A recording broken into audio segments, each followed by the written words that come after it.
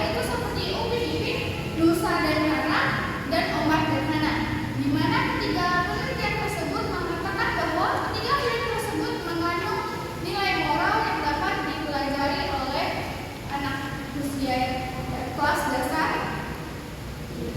Lalu ada pun kerangka berpikir dalam penelitian ini, yaitu di mana pertama judul penelitian yaitu analisis nilai moral dalam film Negris.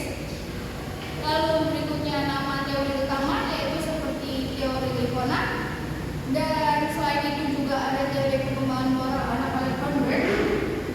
Lalu ada penjelasan masalahnya yaitu apa saja nilai moral yang terkandung dalam film Negris dengan variabel X-nya nilai moral dan variabel Y-nya yaitu film Negris sendiri. Nah, ada pun dalam metode penelitian yang digunakan yaitu yang pertama jenis penelitian kualitatif dengan metode deskriptif. Dengan tempat dan waktu penelitian yaitu